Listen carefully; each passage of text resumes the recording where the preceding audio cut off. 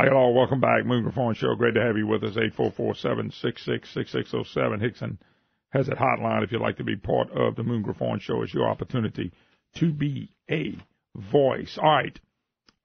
As you know, they've been grilling Zuckerberg with Facebook. And, of course, it's no doubt Facebook, anytime, any of these Google people, anybody can control stuff. They hate the right. They hate the middle. They love the left.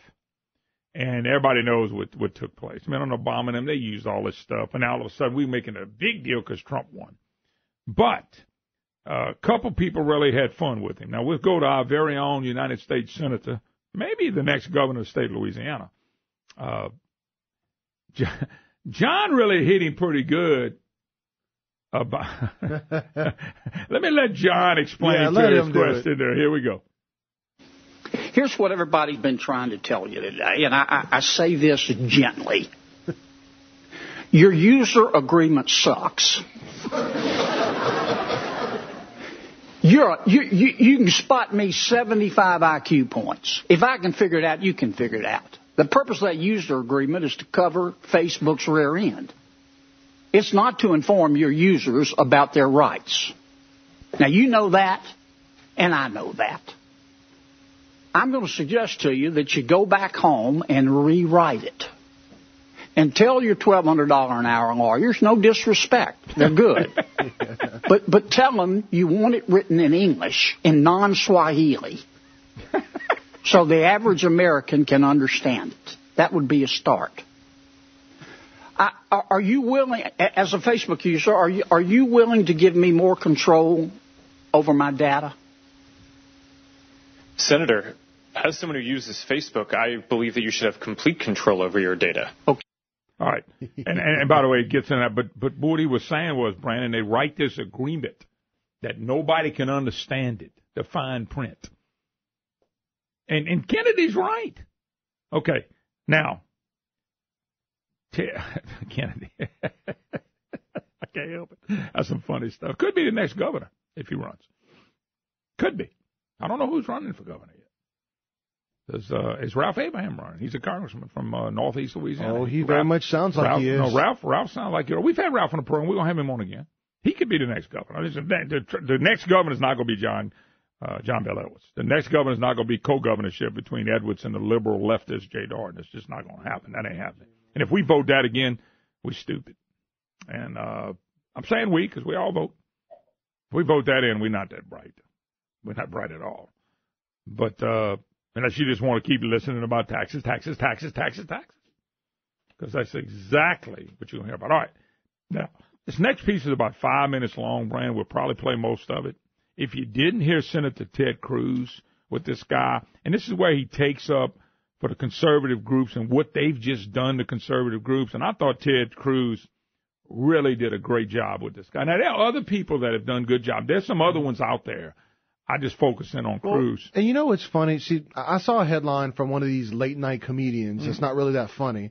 And basically they made the joke was that Zuckerberg more than did his punishment for having to explain Facebook to senior citizens and talking about people that are in Congress right now. And while the joke he puts out there he thinks is funny, you talk about people that are up there, like, I mean, you know, John Kennedy is what, late 60s, if I'm not mistaken? Mid-60s. Mid-60s? 65, 60s. Okay, they can make that joke. John Kennedy's one of the smartest people. You know what I'm saying? Like, they're making jokes about this because you see Republicans grilling him. And... Oh, if there had been Democrats, they would have said that. Oh, yeah, exactly. But actually, when you listen to Cruz does a good job of bringing up how they pounded conservative organizations. And he asked him, did you ever take away or shut down any Planned Parenthood deal? And, of course, he didn't. Right. Planned Parenthood, by the way, the Republicans, when they funded the spending bill they just funded, $500 million to Planned Parenthood to keep killing babies. All the stuff about them selling baby parts, which is totally illegal, we still funding. Anyway. Yeah, John Kennedy's 66 years old. 66, one of the smartest people that you'll ever come across. Yeah, John's not a dummy. All right. Not at all. Here's Ted Cruz with his grilling. He had 5 minutes with Zuckerberg, but I think it's worth playing the whole thing. Then we'll take a break. Senator Blumenthal, Senator Cruz. Thank you, Mr. Chairman. Mr. Zuckerberg, welcome. Thank you for being here. Mr. Zuckerberg, does Facebook consider itself a neutral public forum? Senator, we consider ourselves to be a platform for all ideas. Let me ask the question again. Does Facebook consider itself to be a neutral public forum? And representatives of your company have given conflicting answers on this. Are you a First Amendment speaker expressing your views, or are you a neutral public forum allowing everyone to speak? Senator, here's how we think about this. I don't believe that there is certain content that clearly we do not allow, right? Hate speech, terrorist content, nudity, anything that makes people feel unsafe in the community. From that perspective, that's why we generally try to refer to what we do as a platform for all ideas. Let me try, just because the time is constrained. It's just a simple question. The predicate for Section 230 immunity under the CDA is that you are a neutral public forum. Do you consider yourself a neutral public forum, or are you engaged in political speech, which is your right under the First Amendment? Well, Senator, our goal is certainly not to engage in political speech. I'm not that familiar with the specific legal language of the law that you speak to, so I would need to follow up with you on that. I'm just trying to lay out how broadly I think about this. Well, Mr. Zuckerberg, I will say there are a great many Americans who I think are deeply concerned that Facebook and other tech companies are engaged in a pervasive pattern of bias and political censorship. There have been numerous instances with Facebook. In May of 2016, Gizmodo reported that Facebook had purposely and routinely suppressed conservative stories from trending news, including stories about CPAC, including stories about Mitt Romney, including stories about the Lois Lerner IRS scandal, including stories about Glenn Beck. In addition to that, Facebook has initially shut down the Chick-fil-A Appreciation Day page, has blocked a post of a Fox News reporter, has blocked over 24 Catholic pages, and most recently blocked Trump supporters Diamond and Silk's page with 1.2 million Facebook followers after determining their content and brand were, quote, unsafe to the community. To a great many Americans, that appears to be a pervasive pattern of political bias. Do you agree with that assessment? Senator, let me say a few things about this. First, I understand where that concern is coming from because Facebook and the tech industry are located in Silicon Valley, which is an extremely left-leaning place. And this is actually a concern that I have and that I try to root out in the company is making sure that we don't have any bias in the work that we do. And I think it is a fair concern that people would at least wonder about. Let me ask this question. Are you aware of any ad or page that has been taken down from Planned Parenthood? Ooh. Senator, I'm not, but let me just... How about MoveOn.org? Sorry? How about MoveOn.org? I'm not specifically aware of those. How about any Democratic candidate for office? I'm not specifically aware. I mean, I'm not sure. In your testimony, you say that you have 15 to 20,000 people working on security and content review. Do you know the political orientation of those 15 to 20,000 people engaged in content review? No, Senator. We do not generally ask people about their political orientation when they're joining the company. So as CEO, have you ever made hiring or firing decisions based on political positions or what candidates they supported? No. Why was Palmer Luckey fired? That is a specific personnel matter that seems like it would be inappropriate to speak. You just made a specific representation that you didn't make decisions based on political views. Well, is that accurate? I can commit that it was not because of a political view. Do you know of those 15 to 20,000 people engaged in content review, how many, if any, have ever supported financially a Republican candidate for office? Senator, I do not know that. Your testimony says it is not enough that we just connect people. We have to make sure those connections are positive. It says we have to make sure people aren't using their voice to hurt people or spread misinformation. We have a responsibility not just to build tools, to make sure those tools are used for good. Mr. Zuckerberg, do you feel it's your responsibility to assess users whether they are good and positive connections or ones that those 15 to 20,000 people deem unacceptable or deplorable? Senator, you're asking about me personally? Facebook. Senator, I think that there are a number of things that we would all agree are clearly bad. Foreign interference in our elections, terrorism, self-harm. I'm talking about censorship. Oh, well, I think that you would probably agree that we should remove terrorist propaganda from the service. So that, I agree, I think is clearly bad activity that we want to get down, and we're generally proud of how well we do at that. Now, what I can say, and I do want to get this in before the end here, is that I am very committed to making sure that Facebook is a platform for all ideas. That is a very important founding principle of what we do. We're proud of the discourse and the different ideas that people can share on the service. And that is something that, as long as I'm running the company, I'm going to be committed to making sure is the case. Thank you. Thank you, Senator Cruz. All right, that is Senator Ted Cruz. We'll get back more comments. Your comments are welcome. We've got to take a quick break. 844-766-6607. Hickson has that hotline. We'll be right back. Hi, y'all. Welcome back. Moon Griffon Show. Great to have you with us. 844-766-6607. Hickson has that hotline. That was Senator Ted Cruz. And by the way, folks, that's the sad thing about it. When Obama and them used it, it wasn't a big deal because they were winning. The left was winning. The socialist Marxists were winning. Here comes Trump, whether you believe that Trump's a conservative or not. He's acting more conservative than most Republicans. And he was able to use some stuff, and boy, they just upset about it now. But Ted Cruz made a good point. Okay? Planned Parenthood never had anything taken down. They're killing babies now. They are actually helping kill a baby in a womb. That's cool. That's all cool. But conservative groups and Christian groups and all that, they'll rip you off in a second. They never took up nothing down from a Democrat in office. MoveOn.org? No.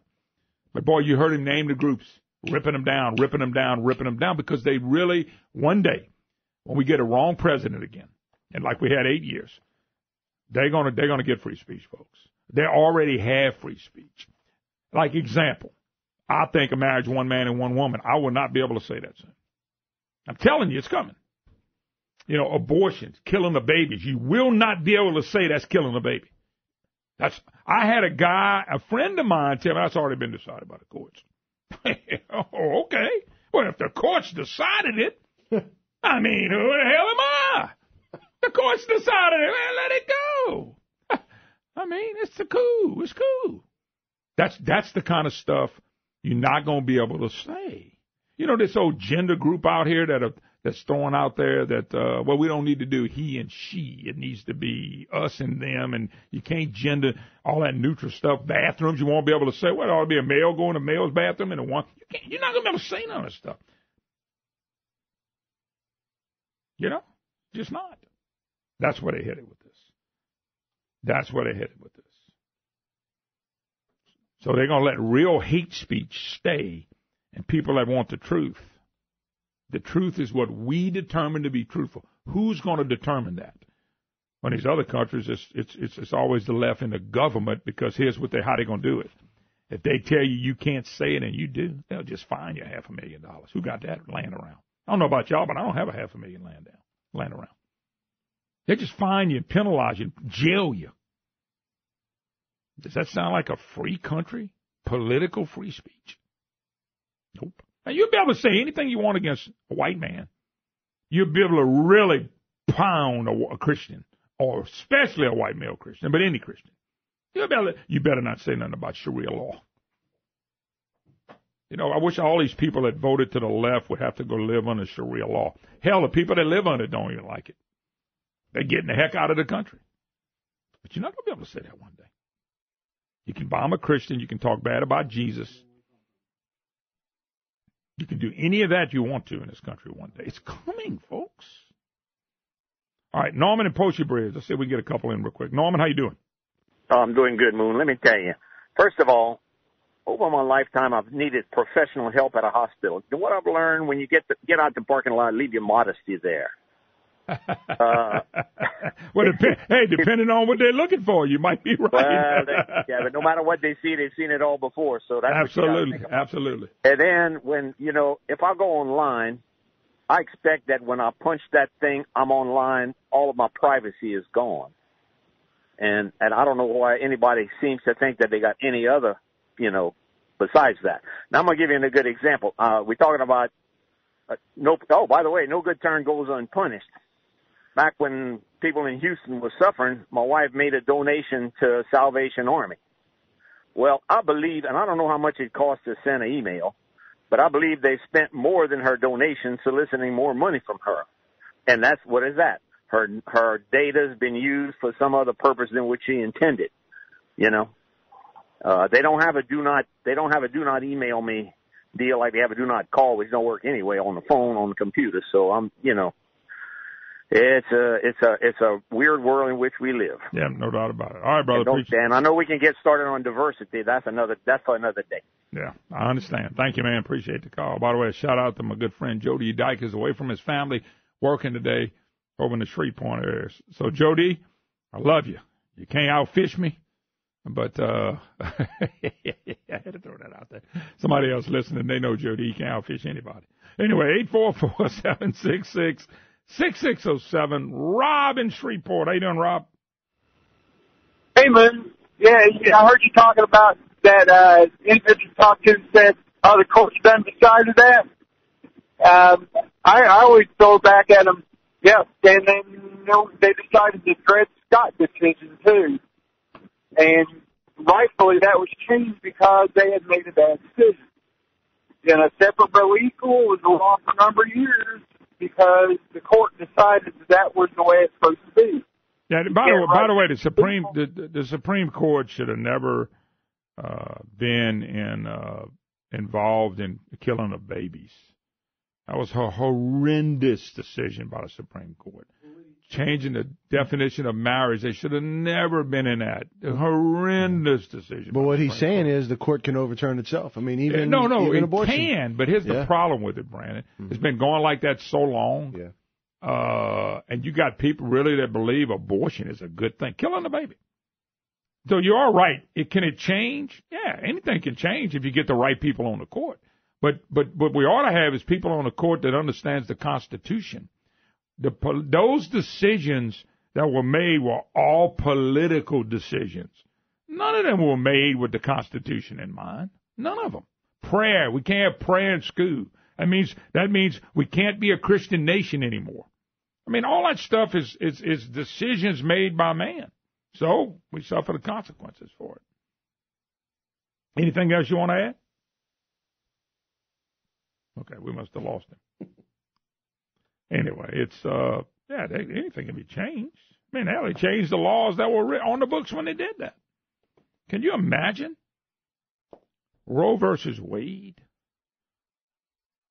We're talking about killing of an innocent baby that the Democrat Party pushes as an agenda.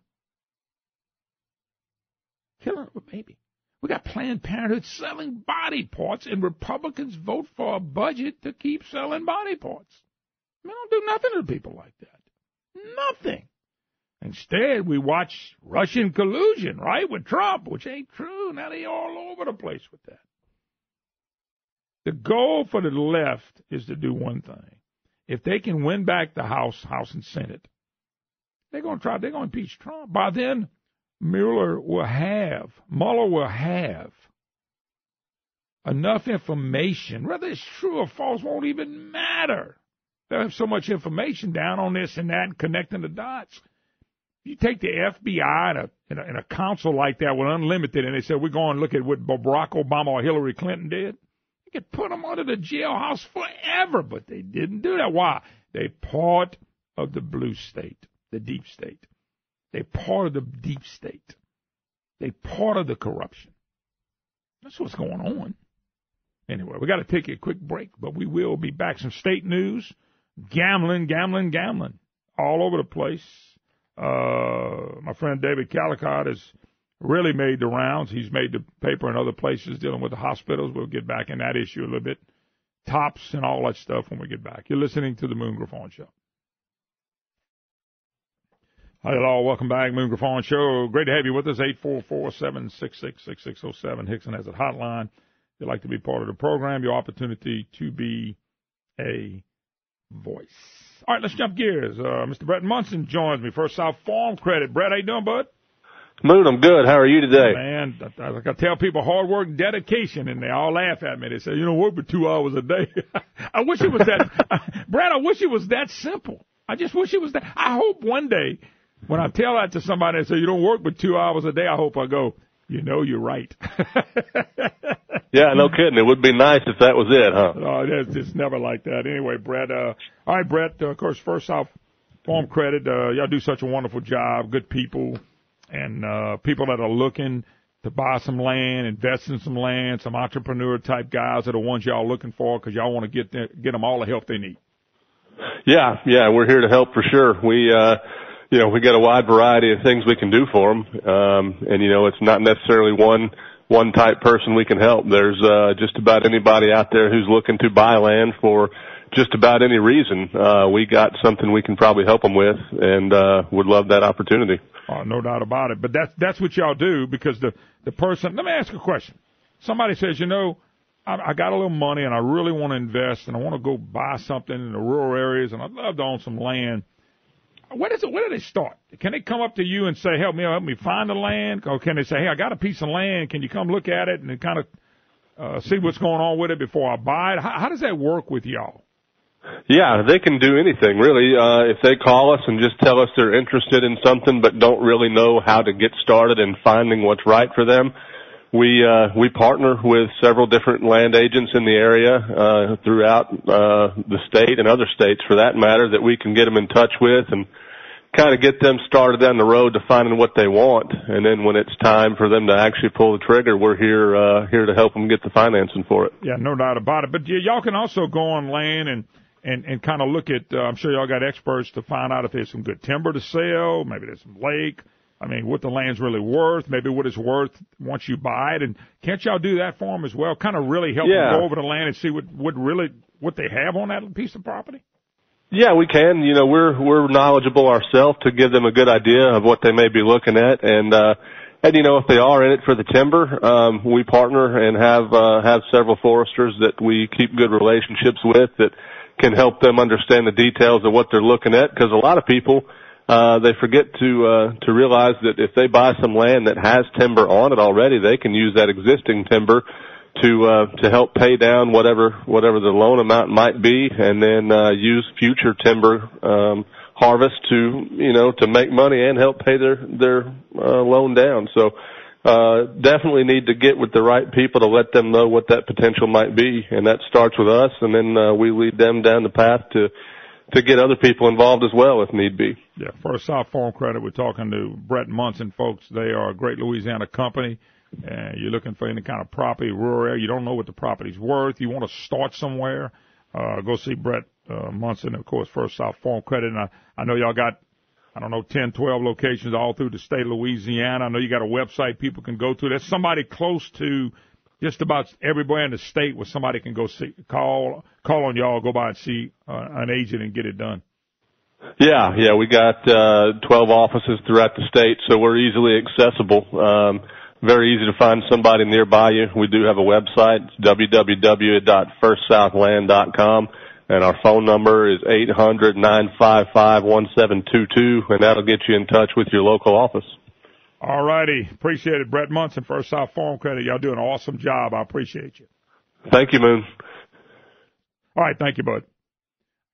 I got another one coming. All right. Yeah, we're supposed to hear from SWEPCO again, so we're looking forward to visiting with them.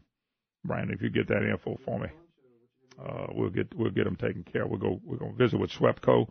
I do have it's Lemonade Day coming up, and we're going to visit with those folks the last segment of this hour. Lemonade Day, where they get out there and kids can learn about being an entrepreneur, and so that's been a big deal with a lot of people. A lot of people are getting up there. I remember doing Lemonade Day a lot, and we usually drink all the profit, or run out of ice or something. Brian Bond joins me, of course, SWEPCO. Brian, how you doing, bud? Hey, good. How are you doing? Man, I am doing superb. Everything going great in the northern part of the state? Well, it sure is a beautiful day here, so we're excited. We're still working on Windcatcher and making some good progress, and got some really interesting information from a poll that we just commissioned, and we're going to release the results of it today. And what it shows is that 77% of the registered voters support the development of wind and other renewable sources of energy in order to keep energy costs low, and 67% of the registered voters surveyed support the Windcatcher project. Well, talk a little bit about it. What is the Windcatcher product? You know, people see it. You might read a little bit about it. People may not know. Explain what that is to people. Okay. Windcatcher is a 2,000-megawatt wind farm that will be located in the Oklahoma Panhandle. SWEPCO will take about 1,400 megawatts, and our sister company will take the other 600 megawatts, and we'll deliver the power from the wind turbines all the way across the 360-mile generation tie into the Tulsa area, and from there, energy will be dispatched to our customers in Arkansas, Louisiana, and Texas. Now, how does that work? And can you explain how that works a little bit? And does it have a cost associated with it and things of that nature? Because I know anytime we're talking about anything to do with energy, there's also a cost associated with it. So talk a little bit about that. Is it saving money? Is it cost people money up front? Talk about exactly what this is going to do. Sure, I'll be glad to. The initial cost in investment will be about $4.5 billion for the project, and then over the life of the project, which is 25 years, it'll return $4 billion in savings to our customers. $1.1 billion of that will go to our Louisiana customers as a result of not having any fuel costs associated with generating the electricity. So those are investments that will be made. It will include the investments for the turbines and the generation power lines, and a lot of those components are going to be manufactured right here in Louisiana. Okay, so is this something that people will kind of pay up front, but on the back side of it is where they will get the cost and savings? Well, they'll get immediate savings once the project comes online, and at the first of 2021, they'll see their rates decrease as a result of the lower or absolutely no fuel costs, and they'll be able to take advantage of the production tax credits that will flow back to the ratepayers. 100% of those will go back to the ratepayers. Brian, how does I wrote a question down, and I'm trying to find what I did with it on this. I just was kind of it was curious because this is something totally different. This is something that's not being done right now.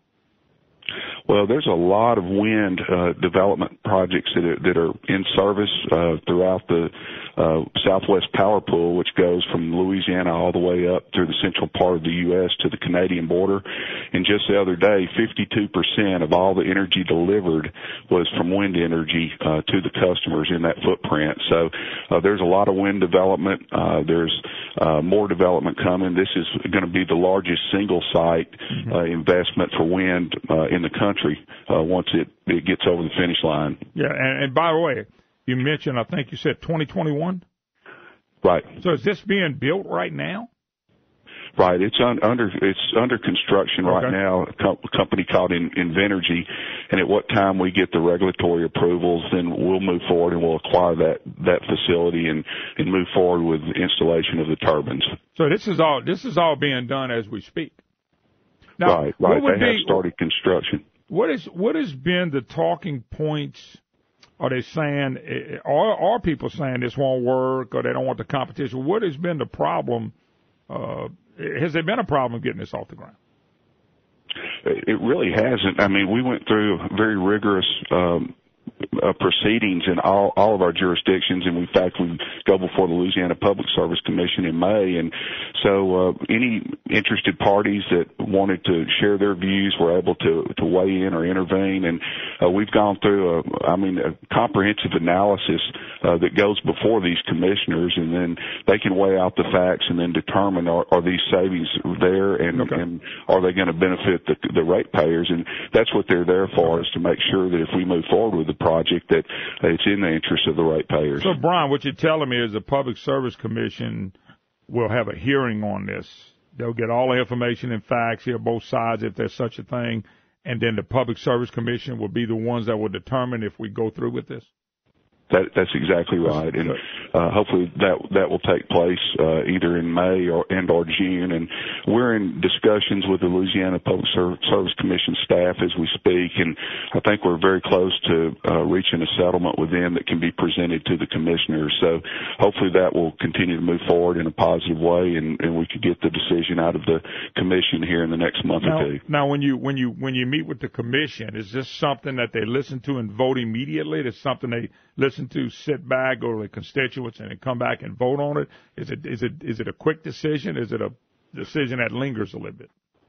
Well, it really depends on the will of the commission, but understanding the urgency of being able to move forward with this and take full advantage of the federal production tax credits, we anticipate them, once the staff presents a settlement that hopefully we'll be able to reach, that they would make a pretty quick decision on that. So you're hoping by the summer, maybe yes. to have something decided upon. Absolutely. I would say that our goal is to try to get a decision certainly hopefully in May, but if not in May, at the meeting that the commissioners hold in June. Okay. So we'll be interested to see what happens. And I guess if people want to know more about it, they can come to the commission meeting, so get in touch with the commissioners as this thing moves forward. Yes, sir. Absolutely. They can contact their commissioner, and it's really interesting in this survey that was done. That it cuts across demographics, party line. I mean, there's a widespread support in Louisiana for renewables, and so that's something that I found interesting. I didn't know exactly how the poll was going to turn out, since we're in a natural gas state, as we say, but really it's pretty impressive, the number of likely voters that would support a renewable energy project. Yeah. All righty. We appreciate the call. Brian Bond, of course, SWEPCO. Brian, good luck, and we're interested to see how this thing all works out. Thank you very much for your time, man. Yes, sir. All right. Got to take a break. 844-766-6607. Hickson has a hotline. More to come, folks. State news. Why do we put ourselves in such a bind? Anyway, we'll be right back. The little bitty bits and pieces stuff. If you ever wrote a book, you could have fun with me. Just on the bits. I have no desire to. Hey, just on the bits and pieces. Yeah. Welcome back, Moon Griffon Show. Great to have you with us. 844-766-6607. Hickson has a hotline. Well, anyway, I just went over just a few of the more than 30 gambling expansion bills that, by the way, we're not expanding gambling.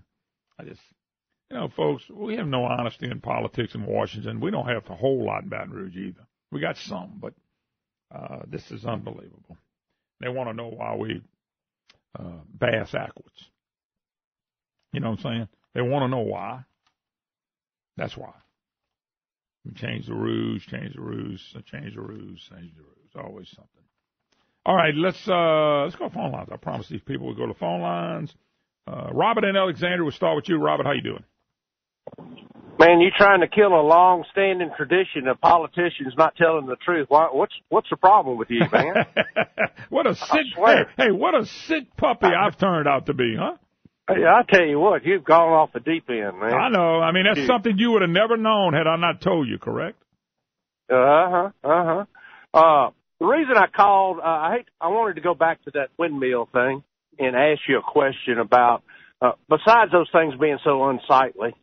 Are they big and out the way? But by the way, just talking to him, they're going to be in Oklahoma. I don't know how all that works, and I was curious how that works. That's why I did the Q&A with him. I was just really curious how all that is supposed to work.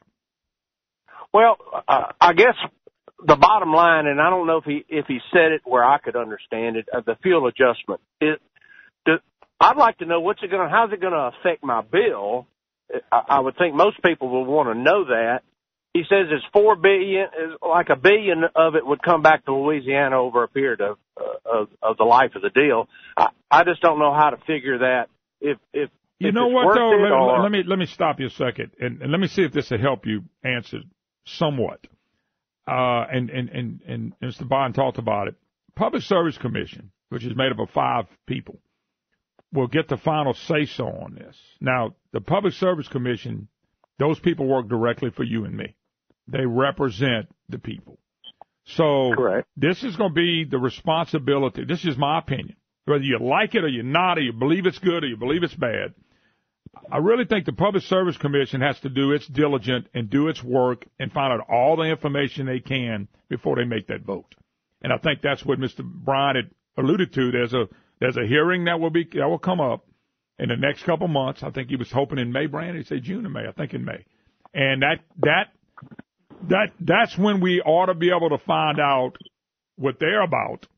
I don't think the commission's going to vote on it that day. He alluded that they probably wouldn't. That's when you go to your public service commissioner. That's when the public service commissioner should have meetings with everybody.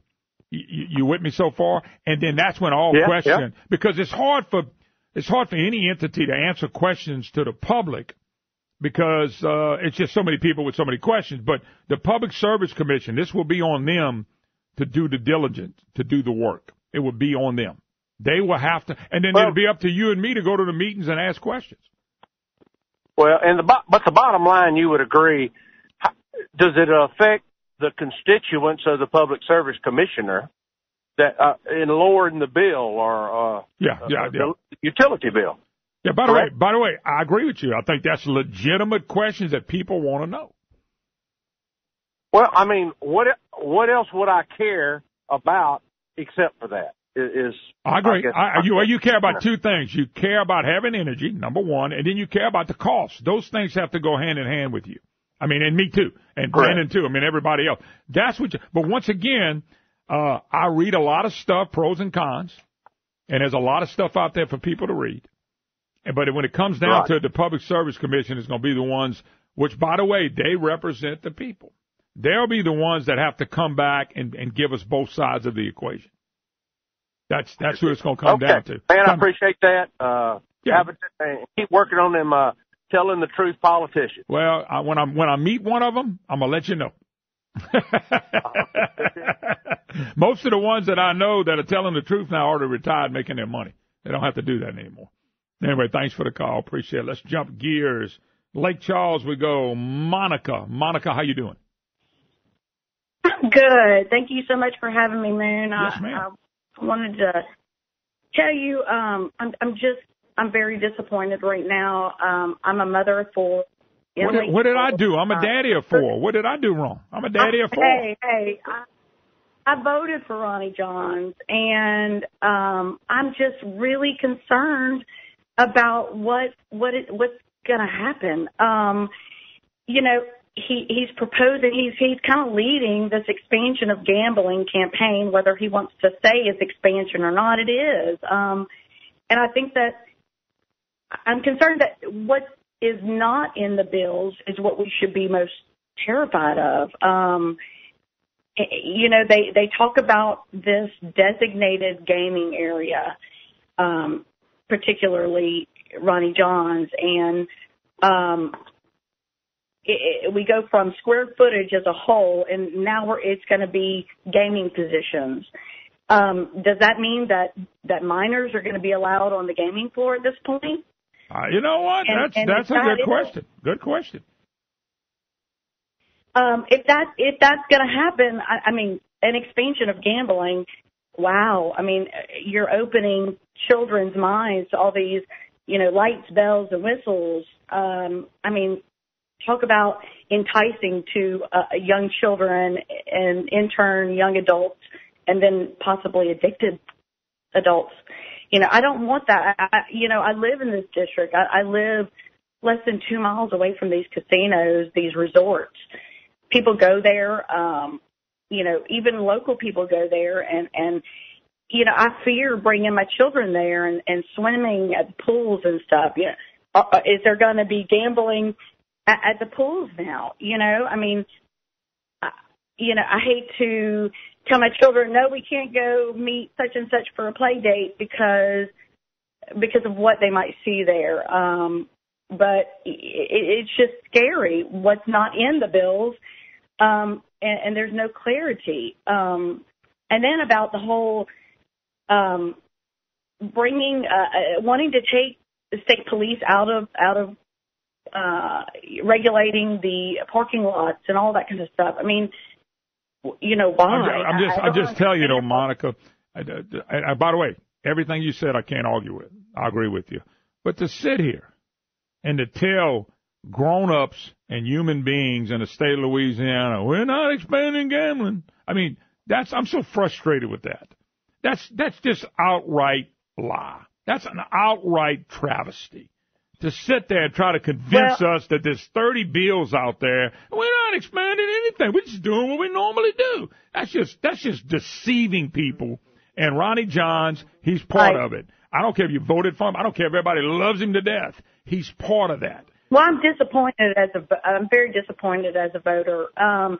Years ago, C.B. Ferguson, what a great man, and he talked about how he fought gambling. He fought gambling till they had people were scared for his life when all this gambling came in.